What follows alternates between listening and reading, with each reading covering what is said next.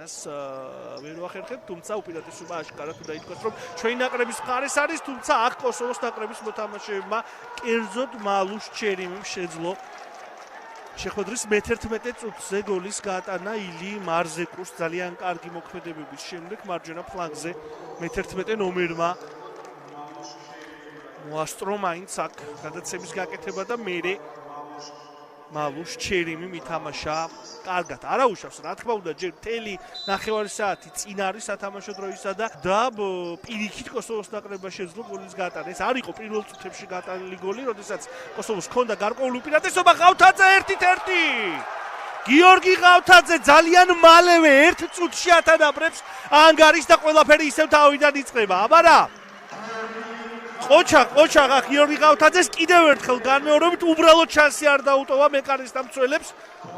გაითავისუფლა თავი, დარტყმა და უშანსოდ დატოვა ბაირამ რამადანი. რამდენიმეჯერმა რამადანმა შეძლო თავისი გუნდის გადარჩენა. გარეშე ფაქტობრივად სტუმრების თითქმის არც ერთი შეტევა არ ვითარდება. აქ არასდროს გაცემა გამოვიდა ყავთაძე დარტყმა და 2-1. გიორგი ყავთაძის დუბლი და საქართველოს ნაკრები უკვე 23 წუთზე გადის წინ. როგორი მნიშვნელოვანი იყო ეს ეპიზოდი, ვამბობდით რომ დრილონ მაჯარაი საკმაოდ სახიფათოა და მისი მხრიდან არაერთი შეტევა განვითარდა ჩვენი ნაკრების მხარეს, მაგრამ ამ შემთხვევაში ეს ჩანაფიქრები ვერ ასრულდა. პირიქით ჩვენმა ნაკრებმა შეუტია, ჩაიჭრა ეს პასი თოდუას გადაცენტრამდე მოახერხეს ამოსვლა კოსოვოს ნაკრების მოთამაშეებმა. სების კვერაძე კარგი შანსი და დიდებული გოლი.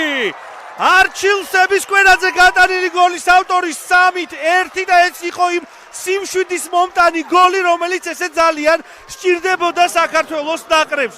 არაჩვეულებრივი ერიში, რომელიც თავადვე წამოიწყო არჩილ სების კვერაძემ და 101 შეხვედრაში საქართველოს ნაკრების რიგებში 59 გოლის ავტორი გახდა. 3-1 და წუთის შესვენება და წუთის შემდეგ განახლდება შეხვედრა. წუთის შესვენება ითხოვა აქ აგონი რამადანი. წინვალე გოლი 3 გოლასთან 5 წამშია. საბოლოოდ მერე ვისაუბრეთ ამ პერიოდზე ალბათ ჯობს.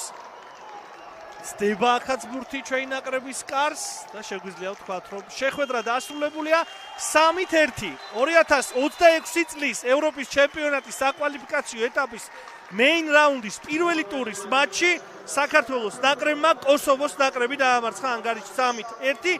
გიორგი ყავთაძემ დუბლი შეასრულა და არჩილ სების კვერაძემ გაიტანა ასევე 1 გოლი და ხედავთ ავთანდილ ასათიანის ემოციებს. ულოცავ მას, ულოცავ სრულად ნაკრებს და ყველა გულშემატკივარ საქართველოს ნაკრების